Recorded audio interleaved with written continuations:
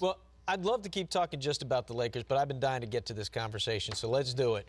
Kobe, LeBron, it's become a conversation. I think part of it, guys, that's made it more of a legitimate debate is because LeBron seems to be improving this year.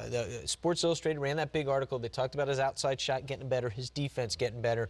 Now, I have a feeling I'm splitting down the middle of this one right now. No, you started off there. Who you like? Let's start it with you. Since I've said since the beginning of the season, I said when you look at Kobe, he's one of the best defenders in the league, and because of his outside shooting, still better.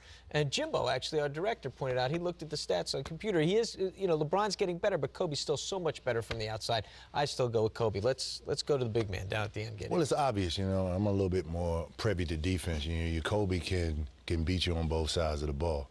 I mean, defensively, he can have a tremendous impact on the game, and offensively, he can create his shot at any time. He doesn't need anybody else to hit shots to open up the offensive opportunities for him. He can create a shot anytime that he wants to, and I think if you shut, and as Boston exposed the weakness of LeBron last year, if you kind of shut down one part of his game and keeping him out of that paint and force him to shoot jump shots, then it's going to be a lot tougher night for him, you know, as opposed to Kobe.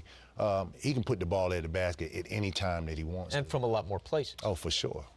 Now you're Eric Snow is up. Okay. No, you know what? Let's let Eric go last. Since he played with LeBron, this is really he's got to be the kicker. Let's get the other side of it. I'm going to lead you into this by saying Kobe had the 61, 0 rebounds, only 3 assists. LeBron's got the 50-plus, and he's got a triple-double as well. So you got to, you know. There's an old saying, there's 3 types of lies. Playing devil's advocate. No, there's 3 types of lies. Okay. There's regular lies, there's damn lies, and then there's stats.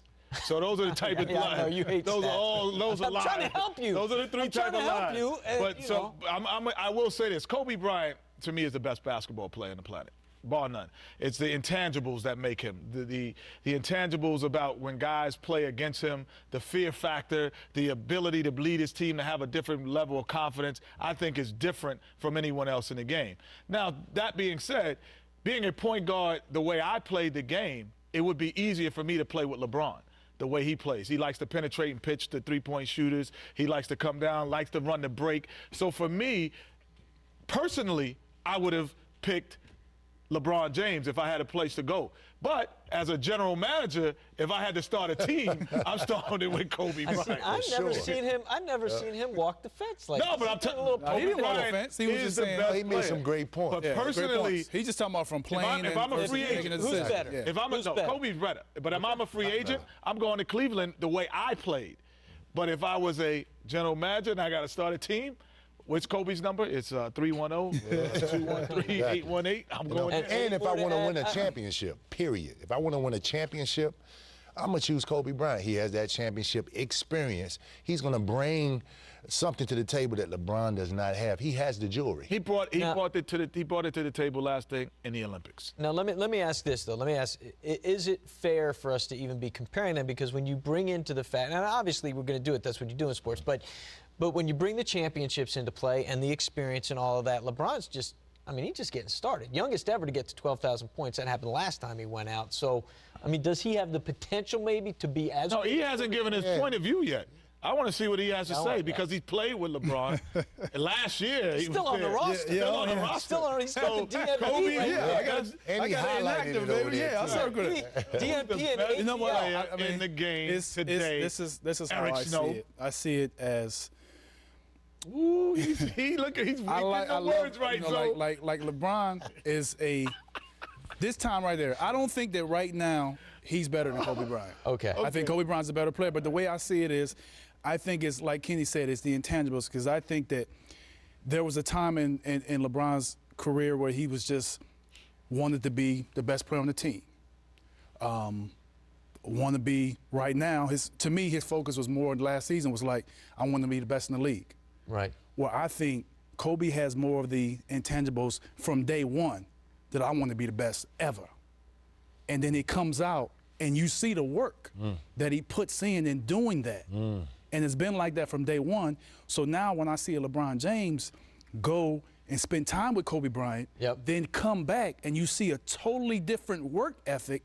Talking about the Olympics. And now you kind of see like, okay, well, this guy's a little I mean, he's a little more ahead of LeBron because he's made LeBron James realize, I got to take my game to another level. Yeah, and the one thing that always sticks out with me, LeBron, I think it was his second year in the league. He was doing an interview, and they were talking about Kobe.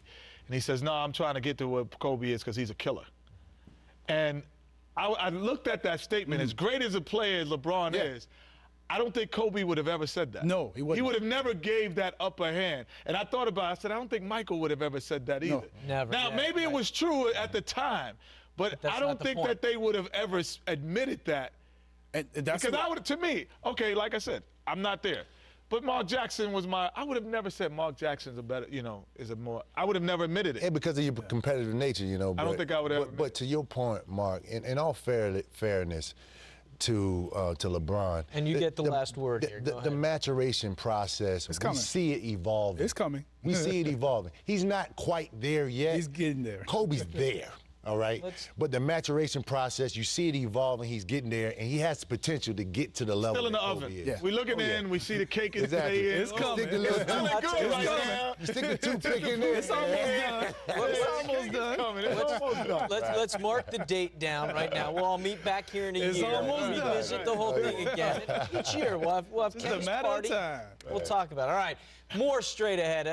Great night for Kobe, great night for LeBron, but plenty of basketball.